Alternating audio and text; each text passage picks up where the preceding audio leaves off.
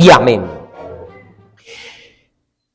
Pregúntale a la persona que está a tu lado, dígale, ¿a qué has venido? Pregúntale, ¿a qué has venido hoy? Hay un coro que tal vez vamos a colocar por ahí también que hace esa pregunta. Dime a lo que tú has venido. Yo vine a alabar a Dios. Pero hay muchas personas que vienen los domingos, salen de sus casas a sus iglesias a cumplir una cita. Hay personas que saben que el domingo es el primer día de la semana y es el día importante de la semana. ¿Cuántos decimos amén? Pero también lo es el lunes, el martes, el miércoles, todos los días son especiales. ¿Cuántos decimos amén? Pero el domingo es el día en el cual nos encontramos con el Señor y algunas personas vienen lastimosamente a sus reuniones de una manera religiosa, todo por un compromiso, todo por sentirse bien. De pronto se portó mal entre semana y entonces, como decíamos allá en el mundo hace tiempo atrás, el que peca y reza, empata. Esa frase no se decía, en su pueblo no se decía, en su país. En Colombia es muy común, el que peca y reza, empata. Entonces hay gente que se porta mal por ahí el viernes, se va por ahí con sus amigotes, con sus amiguitas por allí, se porta más o menos el sábado, pero hay un remordimiento en el corazón y el domingo viene a la iglesia. Y usted dice, listo, ya cumplí, me sentí bien, cumplí. Hay personas que van a la iglesia porque nos alegra ver los hermanos. Yo no sé si a usted se alegra de ver las personas que están aquí. Yo me alegro de verlos. Eso es una gran bendición. Muchas personas vienen a las iglesias porque quieren cantar al Señor y es bueno adorar y exaltar el nombre del Señor. ¿Cuántos decimos amén? Y también es bueno honrar al Señor con nuestras primicias y los diezmos y las ofrendas y todas las cosas que nosotros tenemos. ¿Cuántos decimos amén? Yo quisiera preguntarle, ¿cuántos tienen papel y lápiz en esta mañana? ¿Cuántos tienen su agenda? ¿Cuántos tienen ahí las notas que yo le decía? Compre un cuadernito o saque un espacio para que usted en su agenda, en su tablet, pueda usted tomar sus apuntes. ¡Qué bien! ¿Y cuántos trajeron la Biblia? ¿Cuántos tienen Biblia? Levante la mano los que trajeron la Biblia, los que tienen su Biblia. Muy bien, qué bueno. Ahora le animo y le anticipo que esta palabra que vamos a hablar hoy no es solamente para escucharla. Esta enseñanza es para vivirla. ¿Para qué va a ser la predicación de hoy? Para vivirla. Hoy me escribieron por el WhatsApp y me decían en un mensaje que pusiera algo verde, que me vistiera con algo verde, que colocara una cinta verde, porque hoy es el día de San Patricio y que entonces me iba a dar suerte si me vestía de verde. Lástima que me llegó el mensaje muy tarde, ya me había vestido, ya no me puse nada verde. Pero algo que usted y yo tenemos es que tenemos una sangre roja, que es la sangre de Cristo, que no nos da suerte, pero nos dio salvación. ¿Cuántos dicen amén? No dependemos de las tradiciones de los hombres, dependemos de la vida y obra de Jesucristo. ¿Cuántos decimos amén? Ahora, para estas fechas, la iglesia cristiana se prepara para conmemorar un momento especial. Y es lo que hemos denominado la Pascua. Algunos le llaman la Semana Santa y hemos comenzado ya para estas fechas. Entre hoy y dentro de 8 días vamos a compartir esta enseñanza. Me gusta, me apasiona predicar acerca de esto. El siguiente domingo vamos a tener un invitado que nos va a compartir una enseñanza que le invito a que usted separe su agenda como todos los domingos para no faltar, para venir. Vamos a ver desde el punto de vista médico, científico y aún histórico el proceso de la crucifixión. Y nos va a venir a hablar un médico. El doctor Prato va a estar aquí con nosotros y nos va a enseñar todo lo que implicó desde el punto de vista médico. Esto ya no se llama la autopsia de Cristo. ¿Usted conocía el término la autopsia? Que es el análisis, el examen que se le hace a un cuerpo muerto. Ese término fue revocado, así ya no se dice autopsia, porque la palabra auto significa que uno mismo lo realiza. ¿Y cómo un muerto va a poder hacer un análisis de cómo murió? Eso no se podría decir. El término correcto es la necropsia. ¿Cómo se llama? Pues así se va a llamar el mensaje del próximo, no de este domingo, sino el siguiente, la necropsia de Cristo. Y el próximo domingo que ya es primer domingo del mes. ¿Qué celebramos el primer domingo del mes? La Santa Cena, la Cena del Señor. Va a estar con nosotros el pastor David Moore compartiéndonos la palabra. Así que vamos a estar enfocados a trabajar con respecto a esto. ¿Usted está listo? Quiero comenzar esta mañana comenzando con una historia que no sé si usted la conoce, pero quiero compartírsela en esta mañana. Y es hablar de la historia de 3 jóvenes arbolitos que crecieron en una colina, en un bosque. Y ellos, como eran jóvenes, empezaron esos árboles a hablar entre sí, así como hablan los árboles. ¿Usted ha visto a los árboles hablar? Entonces empezaron a hablar de sus sueños y de sus proyectos que ellos querían ser cuando grande. Y de pronto uno de ellos dijo, mire, yo cuando grande, yo quiero que de mi madera se construya un gran cofre. Un cofre enorme, donde allí puedan colocar los grandes tesoros, joyas, gemas, piedras preciosas, todo lo valioso de los seres humanos. Y ahí yo pueda albergar todo y que el mundo vea la belleza de ese cofre, porque hay un gran tesoro adentro. De pronto el segundo árbol llegó y dijo, yo no quiero ser un cofre. Yo lo que quiero es que de mi madera se haga un gran barco, donde se puedan colocar personas muy importantes, donde se transporten de un lado para el otro, donde viajen reyes, donde viajen personas de mucha importancia a través de los mares, a través de los océanos, que ellos se sientan seguros, porque la madera que los está transportando es una madera buena, es una madera firme. El tercer árbol llegó y los miró y dijo, pues yo quiero ser un gran árbol. Yo no quiero ser cofre, yo no quiero ser barco, yo quiero ser un gran árbol, pero grande, muy grande, que llegue a los cielos. Que la gente cuando me vea a mí la madera de un árbol que llegue hasta mostrar la gloria de Dios por causa de la grandeza y de mi belleza. Esos eran los 3 sueños. Sin embargo, el tiempo pasó y un día llegó el leñador. Y el leñador llegó y comenzó a talar los árboles, y entre esos estaban esos 3 jóvenes árboles. Cuando de pronto uno de esos leñadores tomó al primer árbol y empezó a talarlo en compañía de los carpinteros, hizo un gran cajón. Ese cajón ahí quedó bien bonito, bien organizadito, y lo pusieron en un rincón, y de pronto lo compraron para llevarlo para una finca por allá. Y ese pequeño cajón lo pusieron para el servicio de colocar comida, pero para animales. Y para albergar allí animalitos. Le colocaron todo lo necesario para eso. Ese árbol, cuando se vio esa madera, así dijo, yo tenía un gran sueño, yo tenía una gran meta, pero miren lo que terminé. ¿Qué quería hacer el primer árbol? ¿Qué quería hacer? Un cofre. Y él terminó siendo un cajón para animales, con comida y con paja y todo allí. El segundo árbol, tomaron su madera y efectivamente hicieron una gran cantidad de ajustes y construyeron una pequeña barca. Ya no era el gran barco, era una pequeña barquita con la cual hicieron allí. Y fue puesto en un laguito. Así que ese arbolito también se sintió mal. El tercer arbolito, ¡ay! Ese sí que le fue más mal, porque ese lo cortaron, sacaron grandes tablas y la dejaron ahí guardadas en un almacén. Ahí quedó. Ese sí, ni cofre, ni barca, ni gran árbol. Ahí quedó ese pedazo de tablas.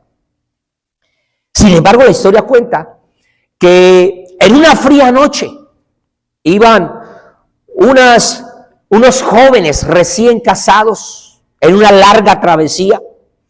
Eran unos jóvenes inexpertos y de pronto tenían que hacer un alto en el camino, y entonces tuvieron que llegar a buscar un lugar donde poderse quedar.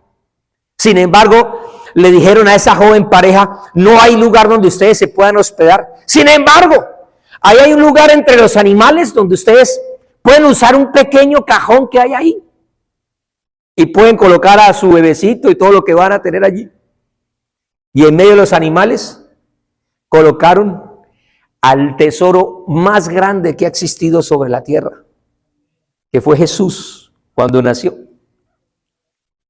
El tiempo pasó y en una playa, cerca de un lago, ese precioso tesoro que nació hace años atrás, necesitó una barca. Y se sentó ahí junto con sus discípulos. Y entonces el arbolito que ahora fue construido en barca dijo: he podido transportar al Rey de todos los reyes y al Señor de todos los señores. Pero el tercer arbolito estaba ahí, sus tablas tiradas. Él no se sentía útil. Pero de pronto sacaron sus pequeñas tablas, las organizaron de una manera pesada, con él hicieron una cruz y ahí colgaron al tesoro que era el Rey de Reyes y que vino a morir por nosotros. Y ahí ese pequeño árbol se dio cuenta que ante él iban a llegar la gloria de Dios, la bondad de Dios, el amor de Dios, y las multitudes veían a aquel que colgaba en esas humildes tablas. Por eso es que quiero compartirle hoy acerca de ese tema que le he puesto y le puse en las imágenes allí. Lo compartimos en el grupo. Más que un madero. ¿Cómo se llama la enseñanza que vamos a ver a partir de ahora? Y cuando nosotros miramos a Jesús, si nosotros tenemos que referenciarnos a Jesús, indudablemente Jesús hizo cosas maravillosas y grandiosas.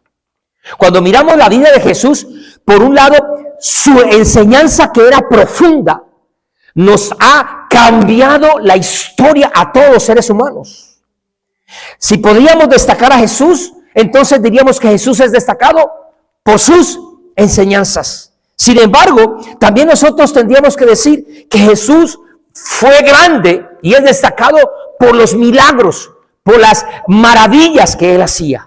Y podríamos empezar a hablar de milagros y de maravillas. Y si yo le preguntara a usted qué enseñanzas de Jesús ha llegado a su vida a tal punto de transformarla, tal vez nos iríamos horas hablando de enseñanzas. Y si yo le preguntara, como decía ahora Claudia temprano, Dios me hizo un milagro. Si yo le pregunto, Dios ha hecho milagros en su vida, ¿usted qué puede decir? Tenemos milagros para contar del Señor. Si nosotros destacamos de Jesús, podríamos hablar de su testimonio como ser sobre la tierra, como maestro, como profeta, como Señor, como persona de gran influencia sobre la tierra. Pero sin embargo, si algo puedo destacar que resalta en la vida de Jesús, es su muerte. Diga conmigo, su muerte. Ahora, ¿por qué podríamos hablar que la muerte es símbolo del cristianismo? ¿Por qué podríamos decir esto? ¿Por qué podríamos decir que nosotros que el símbolo principal del cristianismo frente a las otras religiones, frente a las otras posturas doctrinales o aún psicológicas y la filosofía de los hombres, por qué la cruz viene a ser tan significativa, tan relevante para la humanidad? Cuando nosotros nos referimos a las cruces, nos podemos encontrar que hay cruces en diferentes monumentos. Hay cruces en diferentes... Si usted va a los cementerios, a las tumbas, ¿con qué se encuentra usted? Cruces. Colocan cruces por todo lado. En los templos, ¿qué colocan para distinguir los templos y las iglesias? Cruces. Y usted a lo lejos encuentra una edificación que tiene una cruz. Usted dice, ahí hay una iglesia, y puede que la iglesia tenga algo de cristianismo o de pseudo cristianismo o nada de cristianismo, pero cuando la gente ve una cruz, asocia ese lugar como un lugar diferente, un lugar religioso, un lugar santo. Las cruces están presentes hasta en los organismos de socorro y le ponen el color rojo. Hay cruces, y ¿sabía usted que uno de los amuletos o de los dijes que más se venden en el mundo, que los seres humanos mandan a hacer para poner en sus cadenas y en sus cosas, son cruces? Vemos cruces por todo lado. Hay grandes monumentos acerca y edificios con cruces. Pero quiero que empecemos a meditar a manera de introducción por qué el símbolo principal del cristianismo es una cruz. Y entonces, al mirar la vida de Cristo, me encuentro que allí en la cruz no solamente se colocó a Cristo, sino que hubo muchos seres humanos que fueron sentenciados a una muerte y a muerte de cruz. Que Cristo no fue el único crucificado, sino que aún como no solamente en el hecho de su muerte, donde habían 2 ladrones, era una orden de sentencia de muerte muy común en la antigüedad.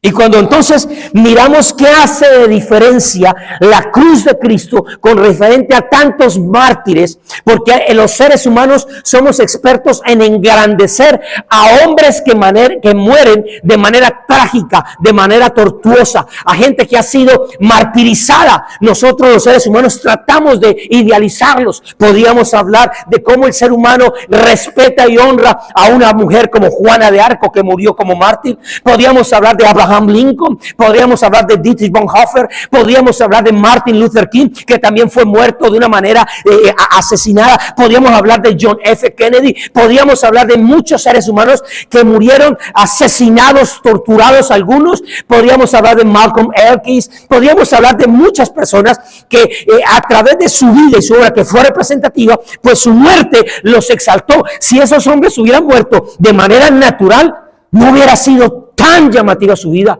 como el que les hubiera arrebatado su aliento de vida de manera tortuosa. Pero ¿será que Cristo es uno más de ellos? ¿Un mártir más? ¿Será que Cristo llegó a ser un personaje nada más, un mártir más en el Calvario? Es la crucifixión realmente el énfasis más grande del cristianismo. ¿Por qué los cristianos hacemos tanto énfasis en la cruz? ¿Por qué nosotros, al mirar la vida del Señor, que fue un hombre asombroso, que fue un hombre maravilloso, que lastimosamente fue brutalmente asesinado y torturado cuando apenas tenía 30 y algo de años de más? El hecho de que él hubiera sido una persona de tanta influencia, que haya muerto de una manera aún muy joven en su vida, de una manera atroz, pues nos deja una profunda impresión. Y aunque no me voy a meter en el tema del doctor, yo quiero que analicemos algo de lo que hay detrás de toda la muerte de Jesús. Empezando que él fue traicionado por un amigo. Yo no sé cuántos aquí han vivido lo que es la traición. ¿Duele la traición? El ser traicionado, eso desgarra el alma, eso desmorona la imagen de la persona que uno tiene. Uno a veces idealiza, posiciona personas en lugares de renombre, y cuando viene algo que derrumba eso duele, eso lastima, eso hiere. Jesús era sincero, ¿cuántos decimos amén? Y su amistad era sincera. Él tenía entre sus 12 a sus amigos y uno lo traiciona. Además de eso, detrás de la muerte de Jesús encontramos la burla, el escarnio, la humillación, la crítica, el señalamiento y todo lo que venía por parte de sus enemigos. Cuando nos encontramos en la cruz de Cristo, nos encontramos a un ser que esto a mí profundamente me rompe el alma. Un ser que es Dios, que se hizo hombre entre nosotros, que habitaba en él la plenitud de la gloria del mismo Dios, llegar a estar en ese momento de la cruz donde él va a poder decir: Padre, ¿por qué me has abandonado? Esa frase rompe mi alma al ver que el Dios glorioso, aquel que tenía esa plena comunión con el Padre, ahora está solo, está separado de su Padre Celestial. Nos encontramos con un ser que su cuerpo fue literalmente magullado, no solamente por puños, sino por manoplas que golpearon y desfiguraron su rostro. Nos encontramos con un cuerpo que fue golpeado con palos. Encontramos en Cristo y en este sacrificio un ser que fue su cabeza lacerada con profundas espinas como corona, una espalda que fue cortada, desangrada, cortada con látigo, sus manos y sus pies clavados con clavos, sus heridas que estuvieron también ardiendo con el sudor que le ocasionaba el sol candente mientras él iba por la vía dolorosa, y aún mientras fue clavado, sus heridas abiertas, el sudor y su sal estaba penetrando en sus heridas, trayendo ardor completamente a su cuerpo.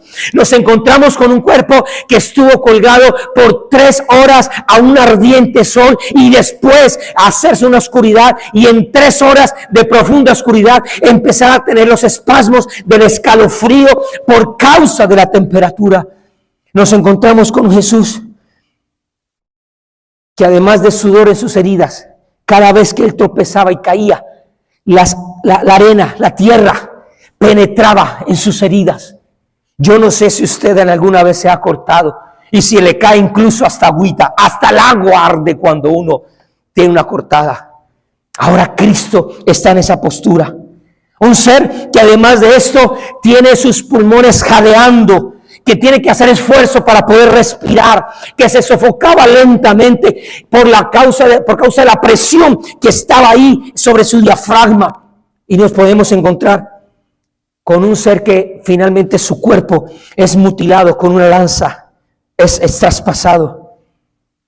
Pero además de ello, nos vamos a encontrar en la cruz de Cristo con el Hijo de Dios colgado allí completamente desnudo. Y para un hebreo, para un judío y para cualquiera de nosotros es una vergüenza salir a la calle con nuestras partes íntimas expuestas. Aunque hoy en día es tan común esto. Si usted va hoy a Miami Beach con el Spring Break, usted se va a encontrar con unas cosas, atrocidades. Pero para el tiempo de Jesús, estar expuesto completamente. Él no quedó como usted le enseñó la iglesia tradicional, que él quedó con un trapito, con un taparrabo. Él quedó completamente desnudo, expuesto a que todo el mundo viera su vergüenza. Así que si nosotros pensamos en una muerte trágica que tuvo tanto impacto en la humanidad, tendríamos que hablar de la cruz de Cristo. Pero la pregunta es más profunda. ¿Será que esto es el todo del cristianismo? ¿Será que la preocupación cristiana con respecto a con esa cruz es otro elemento más digno de reverenciar por causa de ser Jesús un héroe asesinado? Y quiero decirle con todo el cariño, no lo es. Y se lo voy a decir por 2 razones. La primera de ellas que vamos a tocar en esta mañana es porque cuando nosotros nos acercamos hacia la cruz de Cristo y cuando pensamos a Cristo como el Señor de nuestra vida, no solamente tenemos a un héroe que fue asesinado, sino que en él encontramos al Rey de Reyes, al Hijo de Dios, que es digno de ser adorado, porque no solamente él murió, sino porque él resucitó. Y si nosotros hablamos de cruz, también tenemos que hablar de tumba, y esa tumba está vacía. Así que mientras hay gente que está dando su vida por la causa, mientras otros están dispuestos a morir por una bandera o por una ideología política, por una ideología económica, mientras muchos quieren hacerse morir para ser mártires, para ser reconocidos como los líderes de la oposición, como los líderes de la ideología, nosotros tenemos a un Dios que se hizo hombre, que murió y resucitó. ¿Cuánto decimos amén? Amén. Diga conmigo, la historia de Jesús. Dígalo con fuerza, diga, la historia de Jesús no termina en tragedia. La historia de Jesús termina en triunfo. ¿Cuánto decimos amén? Cuando usted se acerca al texto, se va a dar cuenta que pocos días después de Jesús haber resucitado, comienza a presentarse vivo ante las personas, ante sus discípulos, ante extraños. Jesús empieza a manifestarse antes de ascender completamente al cielo, donde está vivo y eternamente vivo en este momento. ¿Cuándo decimos amén? Ahí es donde llegamos a entender nosotros como cristianos que nuestro énfasis no está en la cruz. Nosotros pensamos con cariño acerca del sufrimiento de Cristo. Pensamos incluso con tristeza acerca de ese Señor que estuvo muerto. Pero usted y yo no podemos quedarnos con esa tristeza solamente. Usted y yo tenemos que levantar nuestra mirada y entender que nuestro Dios está vivo. ¿Cuántos decimos amén? Que Él es un Salvador que está vivo eternamente para su gloria. Que Él está sentado a la diestra del Padre y que viene pronto por su iglesia. Esa es la victoria. Cuando nosotros muchas veces nos acercamos y sabemos que Él está vivo, pero nos referenciamos al sufrimiento y a la muerte de Cristo, muchas veces pensamos sobre esto, muchas veces hablamos sobre este tema, muchas veces predicamos sobre este tema y a veces lo celebramos también cuando celebramos aquí la cena del Señor. Pero nosotros sostenemos que la cruz es el verdadero símbolo en el cual podríamos nosotros condensar nuestra fe. Diga conmigo, mi fe me lleva a contemplar a aquel que estuvo en la cruz. Esto es algo que la gente afuera no entiende. Esto es algo que cuando miran a los cristianos nos dicen: ustedes ¿por qué viven como viven? ¿Por qué se acercan a esa cruz? ¿Por qué siguen a ese Cristo? La gente no lo va a entender. Y por eso es que Pablo en su primera carta a los Corintios enseña y dice: mire, para la gente de afuera el mensaje de la cruz es una locura. No lo entienden, no lo llegan a comprender, ellos no llegan a dimensionar. Y algo que me llama la atención es que no solamente la gente afuera que no son creyentes no llegan a entender lo que es el significado del mensaje de la cruz, sino que tristemente muchos de los que decimos ser cristianos, que decimos ser seguidores de Cristo, no llegamos a dimensionar lo que es el verdadero mensaje de salvación de Cristo. No llegamos a entender la magnitud de la plenitud del mensaje de ser considerados espiritualmente muertos con Cristo. No lo llegamos a comprender. Ahora, ¿por qué nosotros, los cristianos, seguimos volviendo a un Cristo crucificado? ¿Por qué? Esa es la pregunta que me gusta y que quisiera profundizar. ¿Por qué nosotros seguimos viniendo reunión tras reunión? ¿Por qué nosotros hoy nos preparamos para celebrar a nivel mundial una fecha como la que el mundo celebra? ¿Por qué?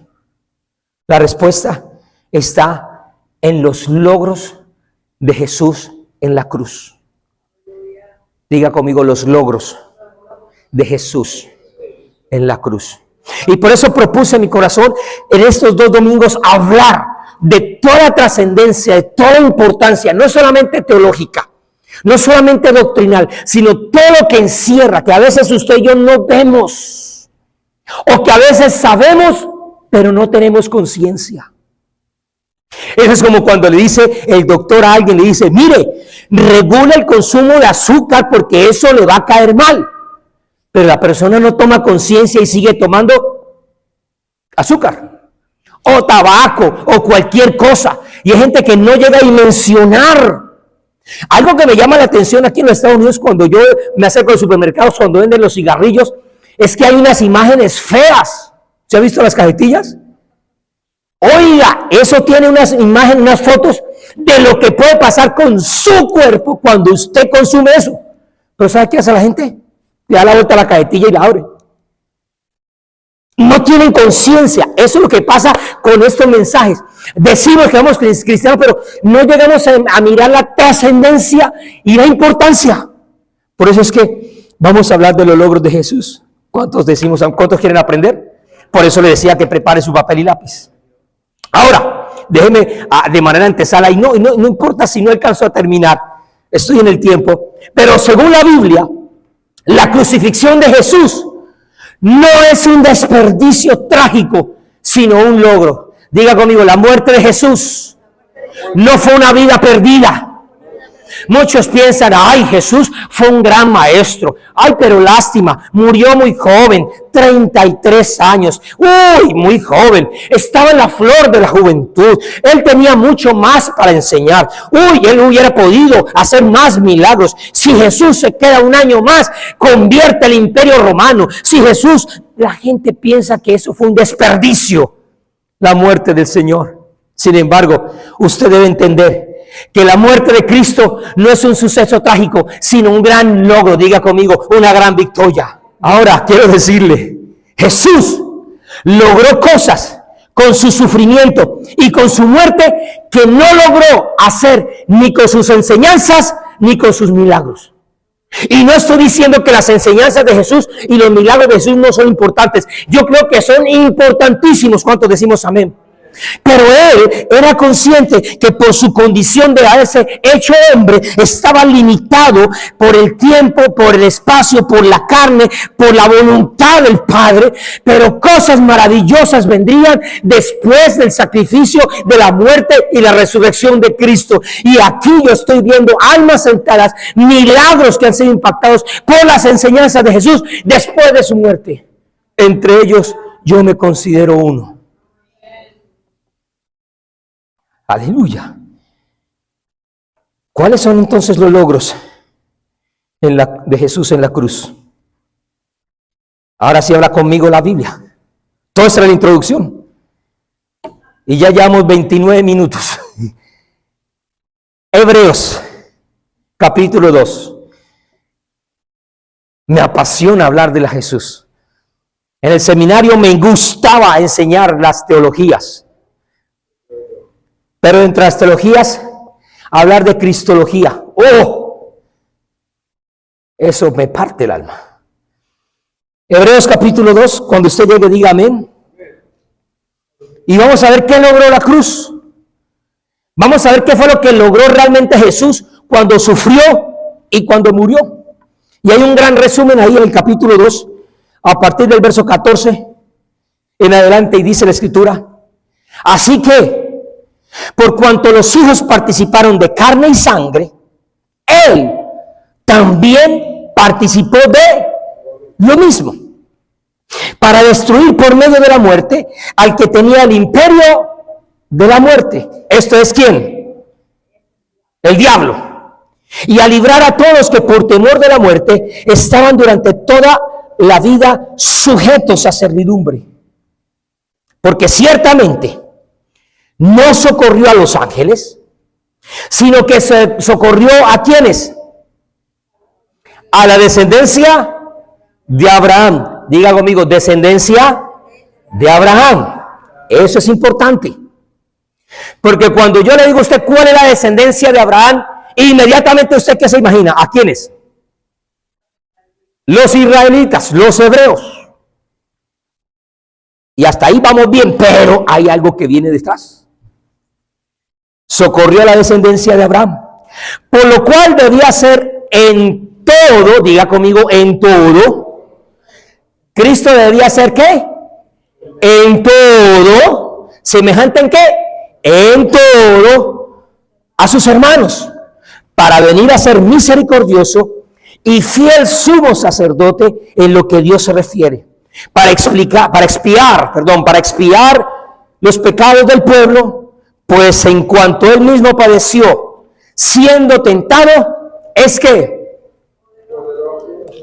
para socorrer a los que son tentados. Cuando nosotros vamos a hablar de los logros de Jesús en la cruz, y en este resumen que nos da el escritor a los Hebreos, Dios nos muestra a través de estas líneas 3 cosas principales que Jesús realizó en la cruz. Y de eso es lo que vamos a hablar hoy y dentro de 8 días, si el tiempo lo permite.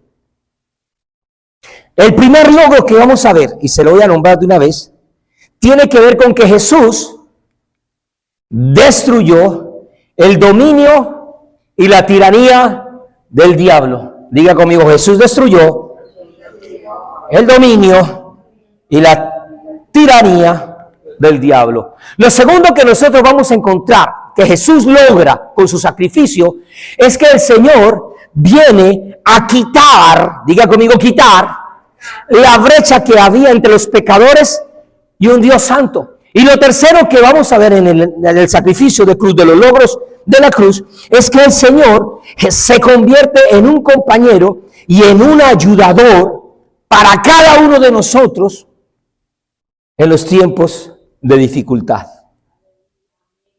¿Ya? Ese fue el mensaje. Ya terminamos. Eso es lo que vamos a desarrollar.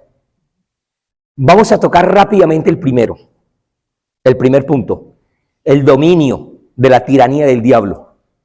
El segundo punto, ese sí me voy a demorar un poquito más, porque ahí hay mucha, como decimos nosotros en Colombia, mucha sustancia. Yo no sé si alguien ha pasado por algún quebranto de salud y le dicen, prepárele un caldito de pescado o un caldito de pollo, pero que tenga ¿qué? Sustancia, porque es que eso reconforta. Porque es que hay unos calditos que son chirrios, ¿verdad? Hay unos calditos que son todos ahí, eso no. Hay unos calditos que usted los toma y lo hace sudar. Allí hay sustancia, vamos a mirar. Entonces hablemos primero del primer logro de Jesús en la cruz, cuando el Señor destruye el dominio de la tiranía del diablo. Cuando nosotros miramos al enemigo, al diablo, a Satanás, ¿cómo más le llamamos a Satanás? Lucifer, ¿qué más? El engañador, el demonio. Coloquialmente, ¿cómo se le llama al diablo? Ese ya es un nombre, no tan, Satanás ya no es tan coloquial. Pero hay gente que en los pueblos o en la cultura al diablo lo llaman el chamuco. ¿Sí? ¿Cómo le llaman? El cachón. El cachón. Hay diferentes nombres que le dice la gente al diablo con respecto al diablo. Pero Lucifer es un nombre muy bíblico. No vamos a hablar hoy de demonología. Pero algo que quiero decirle con todo el cariño es que en el pasado Jesús y Satanás ya habían tenido algunos enfrentamientos. Ahora, quiero decirle lo siguiente, quiero que le quede muy presente a usted esto. La palabra Satanás viene a representar o significa lo que es la palabra adversario. ¿Qué significa Satanás? Adversario. Pero la pregunta que uno que tiene que hacerse es, ¿adversario pero de quién? Y entonces alguna gente tiene en su mente que por un lado, en esta esquina, con 400 libras, 300, Dios, y en la otra esquina, con tantos knockouts, el diablo. Y a veces piensan que Dios y Satanás son antagonistas, son enemigos, son adversarios. Pero déjeme preguntarle, ¿quién, qué ser puede estar a la altura de nuestro Dios para ser considerado un contrincante digno de pelea? Ahora, Satanás no viene a ser el adversario de Dios. Satanás viene a ser adversario de un ser que Dios con su amor, con su bondad y con su gracia lo hizo imagen y lo hizo semejanza para gobernar la tierra, para enseñorearse. Y esa es usted y soy yo. Por lo tanto, el diablo es adversario tuyo. Dígale a su hermano que está a su lado, el diablo es tu adversario, pero míralo eso, dígalo, pero dígaselo con ganas, dígale, el diablo no te quiere, dígale, el diablo te odia, dígale, el diablo no quiere nada bueno contigo.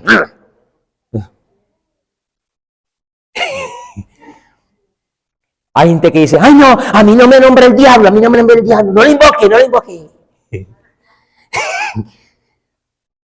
Pero Jesús, hasta Jesús habló del diablo. Y entonces cuando nosotros vemos momentos de enfrentamientos entre Jesús y Satanás, nosotros vamos a ver siempre a Jesús venciendo las obras de Satanás. Y entonces nosotros podemos ver por un lado que Jesús resistió las tentaciones, diga conmigo tentaciones. Y usted va a conocer muy bien el pasaje que está allí en Lucas capítulo 4. Pero no solamente Jesús venció las tentaciones del diablo, sino que Jesús también hizo milagros donde avergonzó la obra del diablo. Y en el Evangelio de Lucas también vemos cómo el Señor resalta a una mujer que había sido esclavo por las obras de Satanás. Y encontramos también que Jesús, en cuanto a sus obras, expulsó también demonios. Y ahí tenemos pasajes que usted puede apuntar. Ahora, yo creo que todos estos y muchos otros casos, incluso de los que usted también ha vivido, el Señor ha vencido a su favor, porque usted es su especial tesoro. ¿Cuántos decimos amén? En otras palabras, yo creo que el Señor ha avergonzado a Satanás a través de su propia vida y en su propia vida. Y entonces encontramos lo que dice el escritor a los Hebreos. Porque si el enemigo fue vencido, tanto en las tentaciones como en los milagros, como con respecto a todo lo que hizo el Señor en su pasado, la Biblia nos dice que cuando Cristo fue colgado en esa cruz, fue donde Él ganó la batalla decisiva, la batalla final. Capítulo 2, verso 14.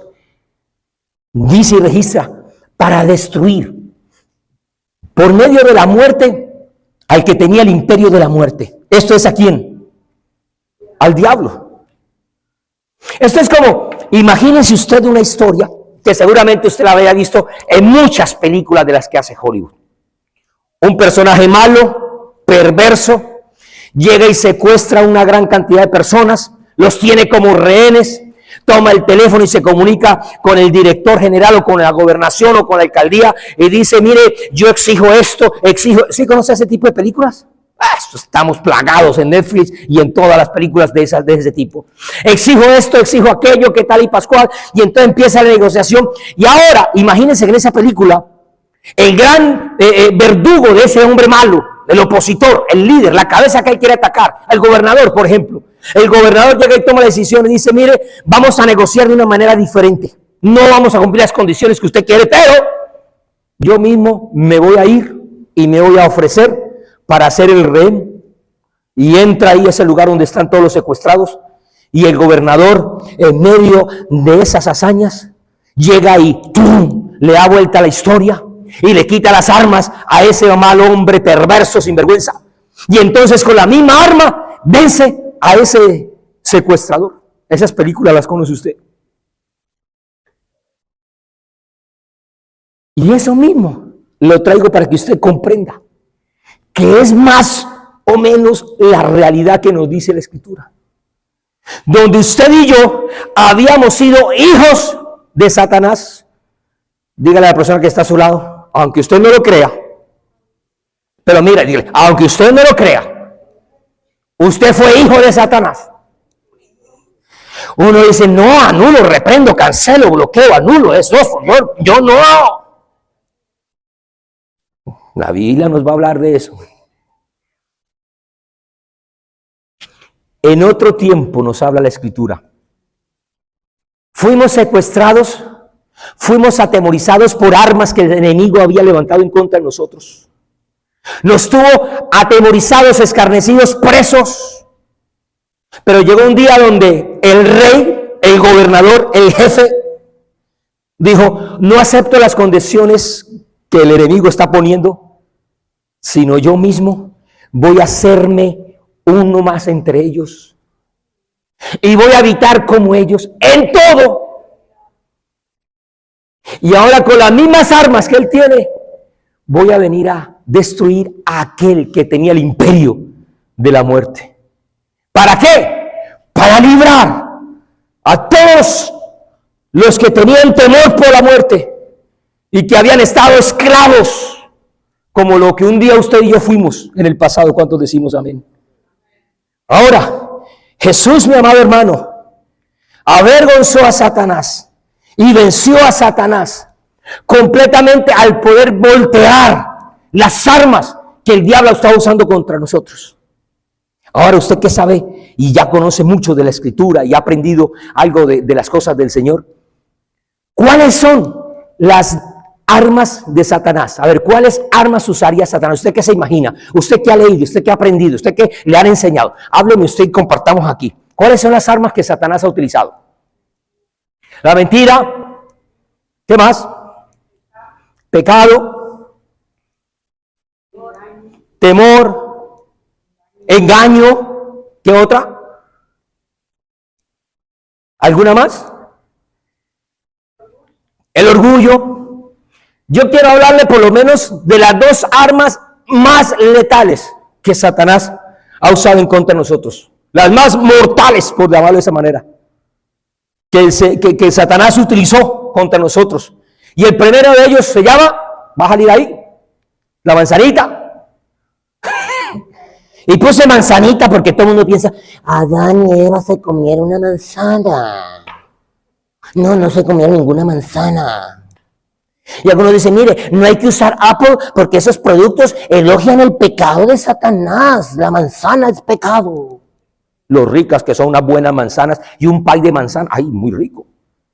El fruto no era una manzana, empezando. Sin embargo, por poder colocar algo para que quede fresco en su mente, queda allí. Pero ¿cuál es la segunda arma que utiliza Satanás con más mortandad, con más letalidad?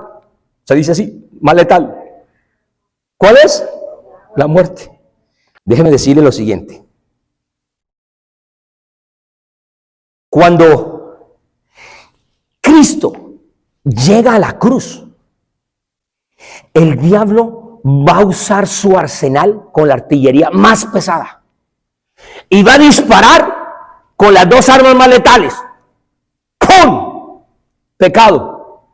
¡Pum! La muerte.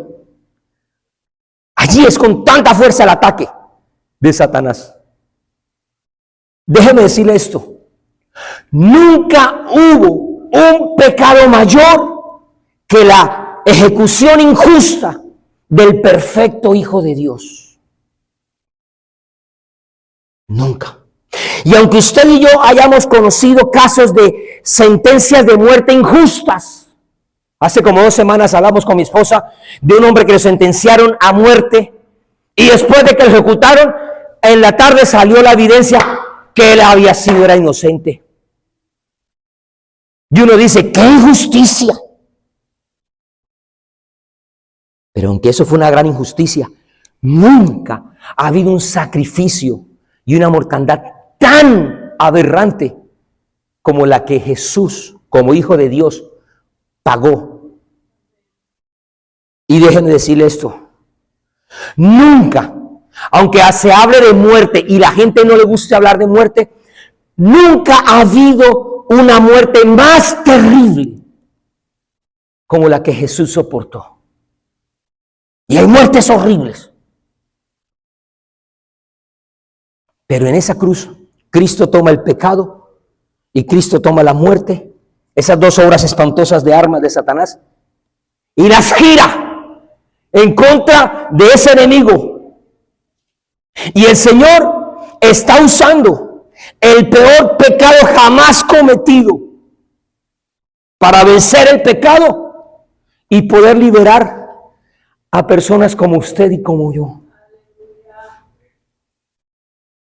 Y además de eso, el Señor usa la muerte más horrible que haya sufrido ser alguno para destruir el poder de la muerte que había sobre usted y sobre mí. Diga por favor amén. Jesús no solamente derrota a Satanás en la cruz, lo desarma, lo deshonra, lo avergüenza. Y públicamente, aunque el diablo pensaba que estaba ganando la batalla al llevar a Cristo a morir, él no se estaba dando cuenta que el mismo Señor estaba utilizando ese escarnio público que él estaba viviendo para que usted y yo ya no tuviéramos más vergüenza y finalmente la obra que Satanás quería hacer sería expuesta, evidenciada, humillada. Él mismo fue escarnecido, él mismo fue expuesto, fue considerado un escándalo público. cuando las mismas armas de Satanás fueron usadas contra él. Y es por eso que usted lee en Colosenses capítulo 2, verso 15. Lo puede apuntar. Y yo sé que algunos se lo conocen y lo han leído. Pero en el capítulo 2, verso 15 de Colosenses dice el apóstol Pablo: y despojando a los principados y a las potestades, está hablando de Cristo, los exhibió públicamente, triunfando sobre ellos en la cruz. Bendito sea la obra de sacrificio de Cristo, que nos dio victoria para gozar al diablo. Cuando dicen amén. Aleluya. Y por cuestión de tiempo, vamos a desarrollar el segundo punto después, que ese va a ser más extensito, pero usted va a enriquecerse mucho.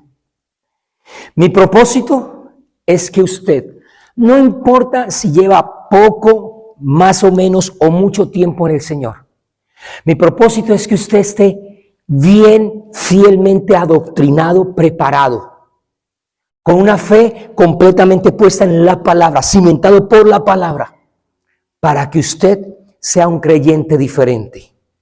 Para que no sea usted esos creyentes que son motivacionales, que son solamente aplaudidos, elogiados, que sean solamente embalsamados o solamente sean adulados. Tú eres grande, tú mereces lo mejor, nada difícil para ti, tú eres un campeón, tú eres un triunfador. Sino que usted tenga una fe en la cual usted diga: mi fe está firme por la palabra. Póngase de pie, por favor, y vamos a terminar en oración. Wow. Quiero preguntarle, ¿usted cree que este corto mensaje le bendijo? ¿Le da a usted firmeza para mirar desde otra perspectiva la cruz? Yo crecí bajo una denominación que era muy legalista o muy religiosa. Y en esa iglesia no se permitía tener cruces, porque decían ellos y afirmaban: la Biblia dice que la señal de la cruz es una señal de maldición, porque está escrito: maldito todo aquel que es colgado en un madero. La cruz es una señal de maldición. Hermano, pase las cadenas para acá, pase los dijes para acá, despójese de todas las cruces que tenga, porque eso es una señal de maldición. Y algunos más o menos decían: ¿usted por qué carga una cruz? ¿Por qué tiene una cruz? Eso es como si a usted le mataron un hijo con un revólver y entonces usted pusiera una pistola, un revólver ahí en su cadena diciendo: mire, con ese revólver fue que mataron a su hijo. ¿Cómo usted se ocurre tener una cruz? Mire cómo se manipula las cosas. Y yo por mucho tiempo dije: uy, eso de cruces. Y me decían: ¿las cruces dónde están? ¿Dónde abundan las cruces, Daniel? ¿Dónde? Y yo decía: pues en los cementerios. Si ve, la cruz es una señal de muerte, de muerte. ¿Usted por qué tiene muerte? Y yo tenía hasta la crucecita, lo más de bonita, en oro. Me la quitaron, me la robaron. Pero cuando empiezan a conocer lo que hay detrás del mensaje de la cruz, algunos se pueden quedar con la primera parte, muerte. Pero detrás hay una gran bendición para nosotros los seres humanos. Así que no nos vamos a avergonzar de la cruz. No le estoy diciendo ahora que salga a comprar cruces y a comprar. No, yo no estoy diciendo eso. Le estoy diciendo: entendamos el mensaje de la cruz. Cierre sus ojos y damos gracias. Padre, en esta hora te damos gracias por tu bondad y tu misericordia. Eres bueno, tú eres fiel, tú eres maravilloso. Señor, y cuando venimos ante tu presencia, Señor, nosotros nos gozamos. Cuando nos acercamos ante tu palabra, Señor, para nosotros hay deleite. Para nosotros tu palabra nos edifica, nos enseña, nos instruye. Tu palabra abre nuestros ojos. Tu palabra, Señor, trae bálsamo. Tu palabra, Señor, es una fuente inagotable de sabiduría. Hoy queremos venir ante ti, Señor, y darte gracias por la obra en la cruz, Señor. Para muchos es señal de vergüenza, para muchos es locura. Para los que hemos creído en ti, Señor, empezamos a ver, Señor, la bondad, la trascendencia, la importancia, la relevancia que hay a través del sacrificio tuyo en la cruz. Mientras muchos esperan estos días para hacer fiesta, para hacer vacaciones, para hacer cosas equivocadas, mientras otros recuerdan esta fecha con tristeza, con dolor, con melancolía, nosotros, Señor, hoy vamos a ver todo lo importante, todo lo grande, todo lo sublime, todo lo que se ha logrado en esa preciosa cruz, señal de muerte pero de victoria, señal donde nosotros podemos encontrar que allí fue colgado el único que podía morir por el pecado de toda la humanidad, que yo estaba destinado para ir a esa cruz, pero fue tu amor, fue tu misericordia, fue tu gracia la que hizo que tú llegaras a estar entre nosotros y padecer muerte y padecer, Señor, por cada una de nuestras maldades. Hoy nos acercamos a la cruz y yo le invito a usted para que usted pueda decir: Señor, hoy yo vengo a la cruz, hoy yo vengo a tus pies, Señor, hoy vengo, Señor, a morar cerca de ti, Señor. Hoy reconozco que tú eres mi Señor, que yo lucho con mis pecados, yo lucho con mis batallas, yo lucho, Señor, con mis miedos, con mis temores, yo lucho, Cordero de Dios, Señor, con algunas actitudes, con algunas acciones, pero hoy es tiempo para yo poder venir a reconciliarme. El enemigo me ha avergonzado, el enemigo me ha tentado, el enemigo me ha enlazado, el enemigo, Señor, ha traído, Señor, diferentes casos para que yo no pueda caminar, para que yo no pueda avanzar. El enemigo me ha querido esclavizar, el enemigo me ha querido avergonzar, el enemigo me ha querido, Señor, desfigurar mi imagen. Hoy el enemigo ha querido, Señor, perjudicar mi avance, el enemigo ha querido perturbar mis días de bendición, pero hoy vengo ante aquel que venció las obras del diablo y yo puedo hoy venir a caminar en libertad y yo puedo hoy ser libre del pecado y yo puedo ser libre de toda la esclavitud de maldad y de iniquidad.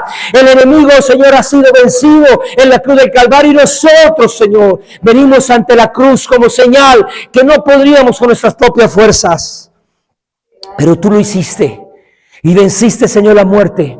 Por lo tanto, hoy puedo tener vida y vida eterna, Señor. Hoy, Señor, soy una persona nueva. Hoy soy una persona diferente. Hoy soy una persona que tiene esperanza. Hoy soy una persona que tengo ímpetu, que tengo fuerza, que tengo ganas, que a veces me quebranto, sí, que a veces lloramos, sí, que a veces nos duele, sí, que a veces hay escasez, sí, que a veces hay dolor, sí, que a veces hay vergüenza, sí, pero por encima de todas las circunstancias, nosotros te tenemos a ti, Señor. Y en ti, Señor, podemos estar seguros y confiados. Gracias por ese logro en la cruz, al destruir todas las obras que el enemigo tenía sobre nuestras vidas, Señor. Hoy te adoramos y te bendecimos, Señor, y te exaltamos, Señor. Y al salir de este lugar, yo como tu siervo quiero bendecir a cada vida que está aquí.